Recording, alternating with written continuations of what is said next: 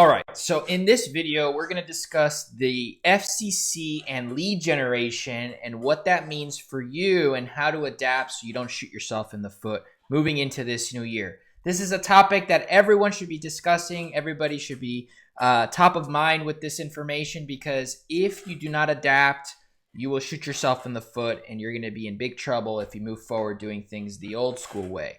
So I'm going to shed some light on some of the FCC. I'm going to simplify what the FCC is doing and what they're changing and how you can adapt to make sure that you're set up for success when it comes to generating leads for your business. So let's dive right in. So no more shared leads. The FCC does not want you to buy shared leads. The problem with that is that if you have someone who's opted in for this thing, and then all of a sudden you have this other business calling them for this other thing, okay, that wasn't consented on. So that individual didn't consent. If they came in for an auto insurance policy, they didn't consent for someone selling them health insurance to call them because, they bought that lead. So no more of that. And so there's a lot of businesses, a lot of call centers, and a lot of big agencies that, rely on shared leads because they're super cheap.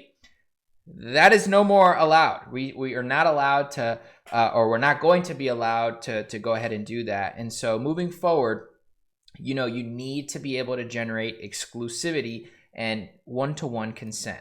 So no more age leads. This knocks the age leads off as well, because again, they didn't, unless they're your own age leads that submitted information to you specifically, then you have up to 90 days to contact them, and before that 90 days, you can even, get them to re-opt in to whatever or reconsent so you can further communicate with them.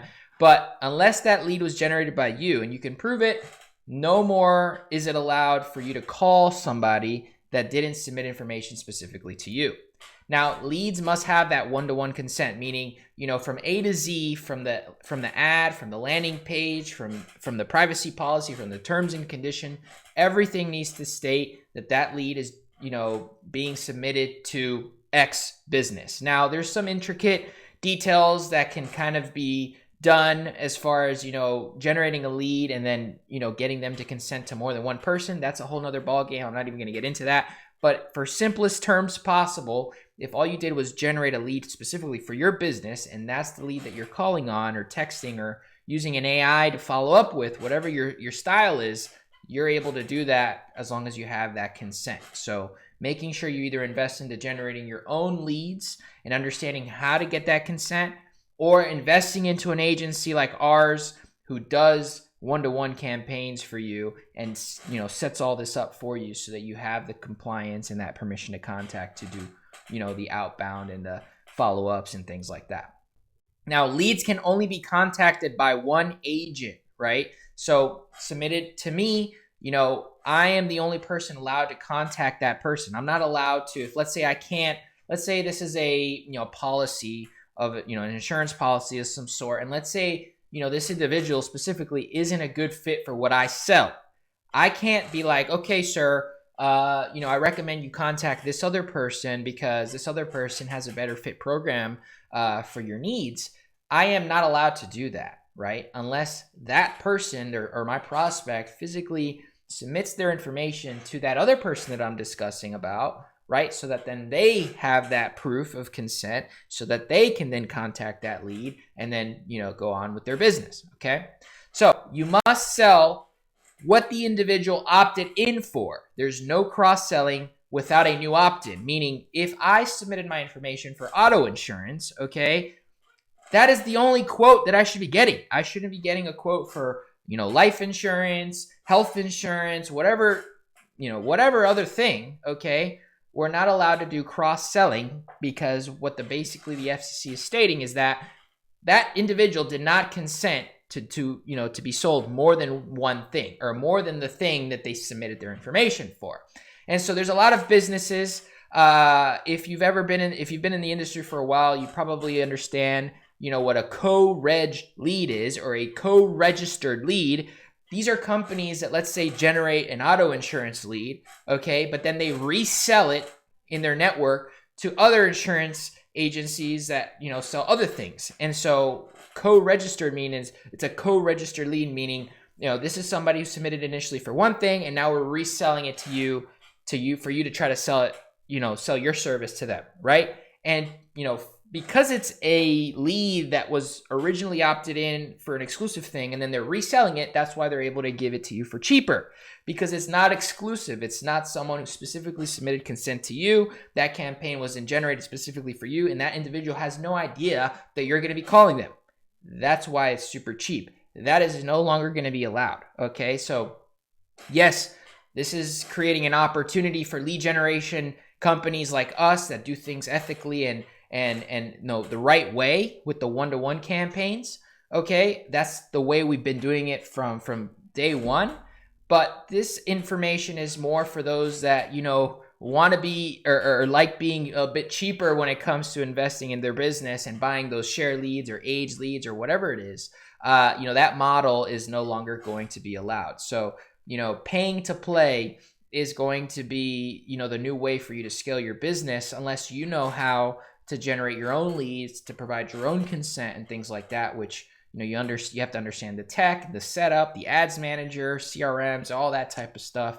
So either find someone that knows what they're doing, or invest into learning from somebody that knows what they're doing, so that way you're set up for success. Okay, leads can be contacted for up to 90 days using whatever means, right? So as long as I have your consent, I'm able to call you, text you, email you, voicemail drop, AI call you, AI text message you, robo call you, robo text you. It doesn't matter what it is. Even if you're on the do not call list, I'm able to contact you because I have consent. And even if they're on the do not call list, I'm able to contact them because they have physically submitted information to my business specifically, which is why I'm contacting them in the first place. So you must have permission to contact every lead that can be proved. So if for whatever reason, you have a client that says, oh no, and it goes to and it tries to, report you or whatever, right? If they come after you, you're going to have to be able to prove that, this is the ad that this individual came in from. This is, the time that they came in from. This is the interactions that we've had. These are the recorded calls that we have had. All these things that you must submit in order for you to prove that you truly have that permission to contact and you truly have consent. Now, there's different things out there that you can integrate into your campaigns, which costs a lot of money. But, moving into this new age, it's no longer about, how much it's going to cost, because, by not doing this, it's going to cost you 10 times that. And that money isn't going to go towards leads. That money is going to go towards the FCC. So, you want to be aware of where you're getting your leads from, how they're being generated, where they're coming from, in order for you to be set up for success and not shoot yourself in the foot. Okay? All calls must be recorded. And I say this because, I've had to deal with, in my case, I have clients that, in the past have had to deal with, these compliance issues, in the point where we've had to submit proof that we physically had consent. Okay? It was just so much easier to prove when we had recorded calls interchanged back and forth with the specific person that reflects intent, consent, and all these things, in addition to everything else that we submitted as proof that we physically have that individual's consent to contact. Okay? The more data that you have, the better it is going to be, because data does not lie. And so if someone's saying, oh no, so-and-so, I didn't give so-and-so authorization to sign me up, or this or that, okay, you now have a full recording or multiple recordings and multiple text messages and multiple email threads back and forth or whatever that prove that you truly do have consent, that prove that you truly have authority to go ahead and reach out, or, even in the case that, they say that they didn't sign up for that thing, you have a call recording that literally says, or should, include their intent or signs of them saying, yeah, sign me up, or yeah, I'm interested in that plan. That sounds good. Things like that, right? Because you're not going to go ahead and sell somebody to something that, someone that they didn't request, right? Hopefully not, right? And so that's kind of where this all comes from, is the fact that, there's been a lot of shady things happening in this space, a lot of international call centers in the space that you can't even reverse engineer where the heck they're at, right? And so, the FCC is just trying to crack down on all these scams and all these things that are happening. And it's a good thing and a bad thing. Good thing, as consumers ourselves, we're not going to be blasted with as many text messages and emails and all this stuff, considering the heavy amount of things that you need to submit in order to be compliant, right? Because moving forward, telephonic services like Twilio and things like that are requesting a ton of information in order to actually verify you as a business or as a legitimate company that has legitimate, campaigns and permission to contact processes. So that way, they can then basically whitelist your phone number that says, this business specifically has been approved, is compliant, is generating leads ethically, and has permission to contact the people that they're contacting with the phone number that we're distributing to them. And so that's basically it. And it's inevitable, right? Moving into this new year, you're not even able to really create a phone number without submitting all that information and then expecting that person to receive it without it saying spam likely. Okay. And so that's the purpose of also the verification, so that when the phone number goes out or a text message goes out, it reflects on the other end as, the legitimate phone number instead of scam likely or spam likely or whatever, because these carriers are getting really crazy with blocking these numbers and showing them as a scam. And so if you're dealing with, very low pickup rates and things like that, it's most likely because you're not fully verified and the carriers haven't approved your phone number as a legitimate business that is physically doing ethical lead generation. Okay. No more cold calling leads without an opt-in. Okay. I used to love cold calling, right? And it was fun because, you can instantly get a result right away. It's either yes or no, they're interested or not, right? The problem is that because of this new ruling, without consent, we're not actually able to cold call. Now, this is a gray area for some because a lot of people rely on cold calling, like real estate investors, solar companies, some roofing companies, and things like this. But, up until this ruling gets fully integrated and rolled out and the logistics get a lot more clear, we're staying away completely from cold calling and just focusing on consent, right? And so if you have a big list of leads that you've had consent from in the past, we can definitely work those. If you're generating new leads and you need help working them, those are the leads that we focus on in our business, those that have the one-to-one consent, those that have permission to contact, and those are the type of clients that we work with in our business, because we just do not want to shoot ourselves in the foot. If we can control something, why not control it, right? Control what you can control, so that way you don't have to worry about it later. Now, no more third-party call center model who cold calls data to generate leads and transfer over to agents. This is a huge industry right now because, these Indian and Pakistan call centers, they're able to offer you a lead cost for super low, considering that it doesn't cost them anything to generate the lead besides just calling the person. And a lot of the times they're using very manipulative scripts and things that aren't necessarily truly and fully accurate without really disclosing who's calling, why they're calling, who they're transferring it to. And so there's a lot of nuances, a lot of unclear expectations, a lot of confusion being caused on these cold calls that when they transfer it over to an agent, I'm sure if you've experienced this in the past, you probably relate or understand what I'm saying.